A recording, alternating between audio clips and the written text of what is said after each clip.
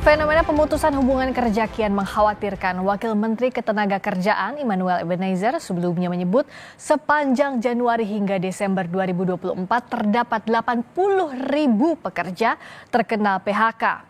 Namun dari data yang dikeluarkan oleh Kementerian Ketenagakerjaan sepanjang Januari sampai November 2024 tercatat ada 67.870 orang yang mengalami PHK.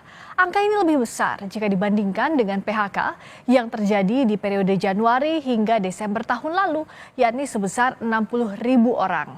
Dari 34 provinsi di Indonesia, Jakarta menduduki peringkat pertama terjadinya fenomena PHK sepanjang tahun 2024. Sebanyak 14.501 orang di Jakarta terkena PHK, lalu disusul oleh Jawa Tengah dengan jumlah orang ter-PHK sebanyak 13.012 orang. Dan di peringkat ketiga, ada Provinsi Banten dengan jumlah orang ter-PHK sebanyak 10.727 orang. Lalu bagaimana fenomena pemutusan tenaga kerja bisa meningkat di tahun ini dan apa yang menjadi penyebab utama PHK massal terjadi? Kita bahas usai tayangan berikut ini. Wakil Menteri Ketenagakerjaan Immanuel Ebenezer mengungkap 80.000 pekerja terkena PHK sepanjang Januari hingga Desember 2024. Jumlah ini diklaim melonjak dari tahun lalu, sebanyak 60.000 orang terkena PHK.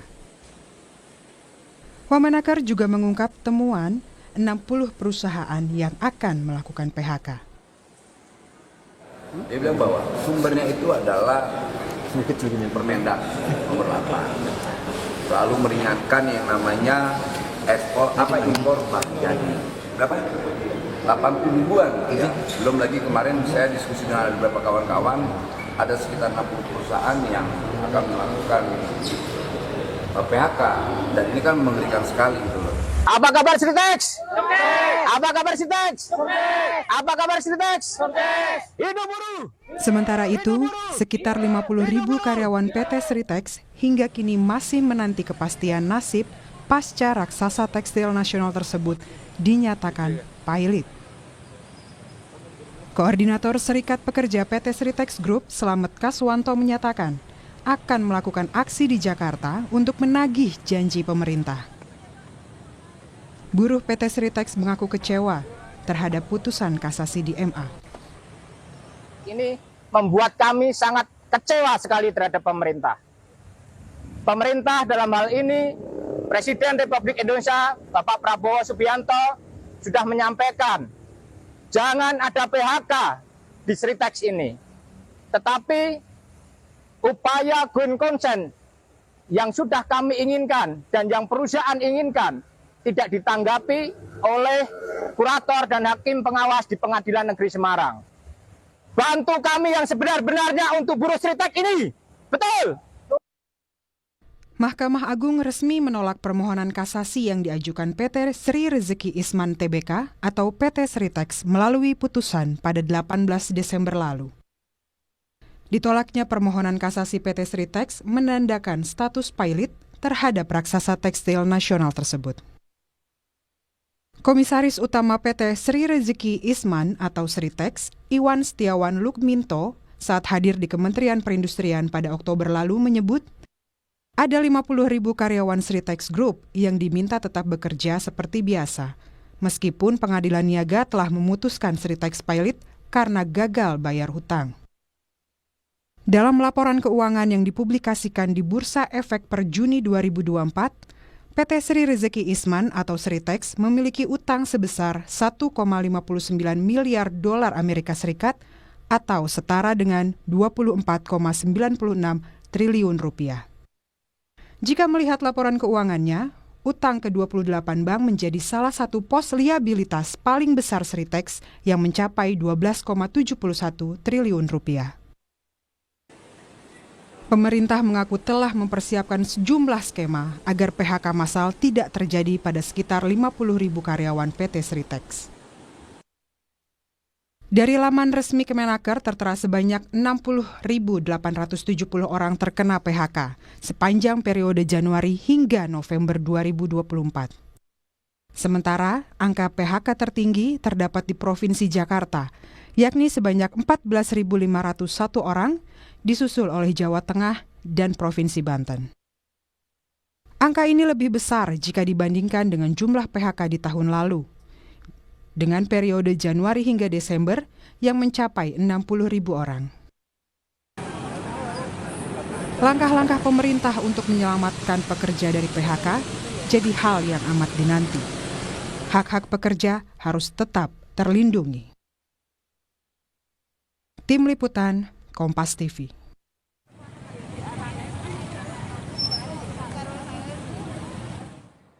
Bagaimana skema pemerintah mengantisipasi lonjakan PHK?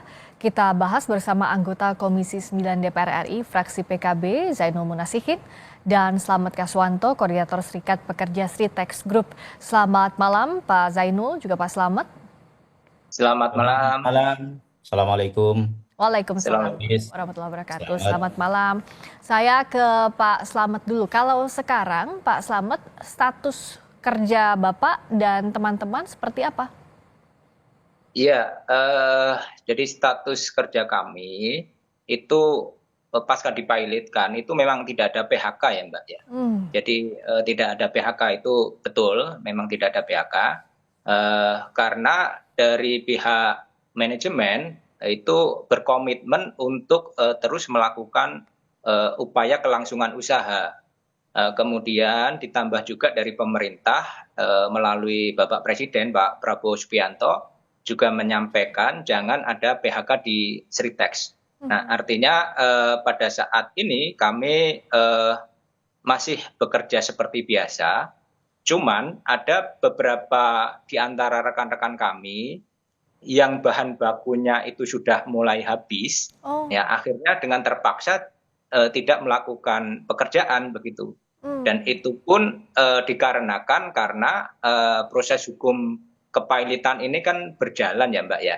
Nah artinya ada sistem barang masuk yang tidak diizinkan oleh kurator melalui sistem bea cukai yang ada di perusahaan itu yang mengakibatkan pasokan bahan baku itu tersendat. Oke, jadi ada yang bagian bahan bakunya masih terbatas ya Pak Slamet? Ya, ada yang berangsur habis, ada yang masih ada. Jadi kalau yang masih ada bisa dikerjakan. Kalau yang habis ini kan ya terpaksa harus di rumah kan tidak ada yang dikerjakan. Jadi artinya secara umum perusahaan itu masih ingin melakukan upaya kelangsungan kerja. Karyawan pun siap untuk melakukan aktivitas kerja, cuman terkendala dengan bahan baku itu sendiri. Oke, kalau kawan-kawan yang bahan bakunya habis, itu masih statusnya karyawan, tapi masih dapat gaji? Ya, masih status karyawan. Masih status karyawan. Ya. Oke, masih dapat gaji, tapi uang makan begitu tidak dapat otomatis ya Pak ya, kalau tidak masuk? Ya. Oke, kalau dari kondisi di lapangan, bahan produksi yang tersedia secara umum itu masih bisa bertahan berapa lama Pak? Ya, diperkirakan sampai 1 sampai 2 bulan lagi, mungkin bisa kurang ya. Itu kan karena sejak putus pilot bulan Oktober itu kan sudah tidak diperbolehkan untuk memasukkan bahan baku lagi kan. Jadi otomatis bahan baku yang tersedia di dalam perusahaan kan semakin lama semakin habis menipis. Nah itu kekhawatiran kami semua.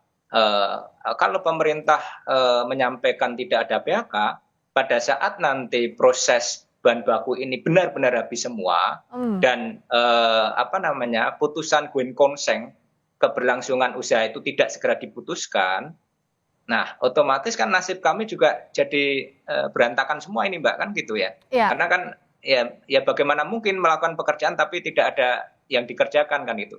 Oke, nah kalau dari DPR apa yang harusnya dilakukan? Kalau pemerintah bilang tidak akan ada PHK, tapi pada faktanya bahan baku terbatas, jadi ada masanya juga pekerjaan karyawan ini akan terhenti, Pak Zainul. Di sisi lain going concern juga belum ada untuk putusannya, yang terakhir juga kalau putusan hukum pilotnya ini ditolak oleh Mahkamah Agung kasasinya. Nah, apa yang harus dilakukan dalam waktu cepat berkejaran dengan waktu ini Pak Zainul semestinya? Ya, menurut saya hasil kita rapat kerja dengan Kementerian Tenaga Kerja beberapa bulan yang lalu, Menteri Tenaga Kerja sudah menyampaikan ke kita Mbak Pris bahwa ada komitmen kuat dari pemerintah kepada Pak Slamet dan juga teman-teman pekerja di Sritex bahwa memang kita ingin ada kepastian tidak ada pemutusan hubungan kerja atau PHK, dan komitmen itu kita minta diupayakan sekuat tenaga. Dan hari ini memang kita melihat Kementerian Tenaga Kerja, Pak Wamenaker selalu mengupdate ke kita juga, intens turun ke Sritek. Akan tetapi karena memang ini terkendala soal putusan pengadilan, dan terakhir kemarin baru diputuskan kasasinya ditolak, artinya pilot itu dinyatakan sah oleh Mahkamah Agung, maka ini agak menyulitkan sepertinya. Tapi bahwa masih ada peluang hukum yang berikutnya, yaitu PK atau peninjauan kembali. Walaupun PK itu secara hukum memang tidak menghalangi eksekusi ya, eksekusi putusan. Nah, menurut saya kita mendorong kepada pemerintah untuk berbicara langsung kepada kurator, Ya. kepada pihak-pihak yang sekarang ini memegang kendali di Sritek, agar apa yang dikeluhkan oleh para pekerja tadi itu soal misalnya penghentian bahan baku untuk kegiatan produksi itu sebisa mungkin untuk bisa dibicarakan dengan baik-baik. Agar apa? Agar kegiatan produksi di perusahaan Sritek tetap jalan sambil mencarikan solusi pasca keluarnya putusan Mahkamah Agung terkait pilot ini. Oke. Jadi kita dorong untuk segera berbicara dengan pihak kurator dan juga seluruh pihak yang hari ini mengendalikan kegiatan produksi yang ada di PT Sritek gitu. Nah, dialog itu bisa bagaimana pengaruhnya, pengaruh yang bisa dirasakan sehingga membuat pekerja tenang. Karena kan apalagi ini kendalanya di putusan hukum, tetap pilot statusnya. Jadi terbatas ruang geraknya di sana. Kalau pemerintah kan terakhir bilangnya bahwa ada program jaminan kehilangan pekerjaan, tapi kan itu buffer terakhir ya Pak Zainul ya. Oh iya, kalau soal itu sih pasti ya, bahwa sesuai dengan Undang-Undang Ketenagakerjaan, sebuah perusahaan yang dinyatakan pilot tetap harus membayar seluruh hak-hak pekerja, dan itu menjadi prioritas sebelum dipakai untuk membayar hutang ya. Ya. Pertama tetap harus diselesaikan hak-hak pekerjanya. Tapi sebelum itu menurut saya pemerintah, kalau putusan Mahkamah Agung kan kita nggak bisa, karena itu kan putusannya sifatnya judicial, yaitu kewenangannya berbeda, kita nggak boleh Harus mengintervensi. PK itu ya. Ya, kita nggak langkahnya. bisa, pemerintah nggak bisa mengintervensi keputusan dari pengadilan. Tapi yang bisa dilakukan adalah pemerintah berbicara dengan kurator, berbicara dengan pihak-pihak yang sekarang ini mengendalikan proses produksi di kegiatan PT Sritek. Menurut saya kalau itu kan sifatnya kan kebijakan ya. Menurut saya sih bisa ya. Menurut saya bisa. Karena ya ada banyak pekerja yang menggantungkan hidupnya di PT Sritek. Jadi menurut saya pihak kurator dan juga pengendali produksi di Sritek tetap harus memahami soal-soal yang ini. Dan sambil jalan kita mendorong kepada kelembagaan seperti Ombudsman dan juga Komisi Yudisial untuk melihat lebih jauh tentang putusan pilot yang dikeluarkan oleh pengadilan, baik pengadilan negeri, kemudian pengadilan tinggi, sampai ke Mahkamah Agung. Kenapa? Karena kami sendiri melihat ada kejanggalan-kejanggalan dalam putusan pilot ini. Bagaimana mungkin ada satu kreditur yang persentasenya hanya liabilitasnya 0,38% itu bisa mempilotkan sebuah perusahaan, sementara kreditur yang besar-besar tidak mempersoalkan soal liabilitasnya PT Sritek. Nah, saya mendukung ketika Ombudsman kemarin sudah menyampaikan sedang meneliti soal ini, karena ada kejanggalan-kejanggalan di dalamnya. Nah, jadi ini harus juga dimatangkan untuk menempuh upaya hukum selanjutnya. Kalau dari Pak Slamet terakhir, apa harapan yang ingin disampaikan mumpung ada Pak Zainul kepada rekan-rekan di DPR, Pak Slamet? Ya, harapan yang kami sampaikan kepada teman-teman yang ada di DPR tentunya kalau kita berbicara untuk peninjauan kembali terkait hukum kepilotan, tentu kan itu prosesnya untuk di kemudian hari. Tetapi yang jelas, apakah ini memungkinkan untuk adanya bahwa kaitannya hukum ini, penerapan hukum itu kami pikir jangan untuk diberlakukan secara kaku begitu ya Mbak Priska. Tetapi bagaimana sosiologis kami ini dipandang untuk bagaimana menetapkan ini. Kalau terkait dengan kepilotan itu sendiri, itu sebetulnya kan domainnya ada di para kreditur dan debitur itu sendiri. Kemudian kurator itu memang ditunjuk, kemudian hakim pengawas itu pun juga ditunjuk oleh lembaga peradilan untuk mengawasi proses ini. Nah, kami ikuti proses hukum itu, Mbak.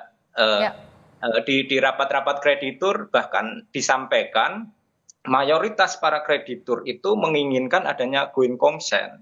Jadi kalau kepailitan ini kan hanya ada dua, yaitu pemberesan penjualan aset dan going concern kelangsungan usaha. Nah, kami memilih kelangsungan usaha itu dan para kreditur mayoritas itu menginginkan itu. Tetapi sampai dengan hari ini, kenapa itu? Nah, inilah yang membuat kami bertanya-tanya. Sedangkan pemerintah hanya berbicara mengenai soal isu PHK-nya saja, bukan pada soal kelangsungan usaha. Baik, semoga ada solusi yang baik karena ini menyangkut hajat hidup banyak orang. Sektor kerja padat karya di Sritex sebagai anggota DPR juga dititipkan sebagai mitra kerja pemerintah untuk dikawal hal ini karena ada banyak yang menggantungkan hidupnya di sektor ini. Terima kasih Pak Zainul Munasihin, anggota Komisi 9 DPR RI fraksi PKB. Terima kasih Pak Slamet Kaswanto, Koordinator Serikat Pekerja Sritex. Terima kasih Mbak Pris. Selamat malam.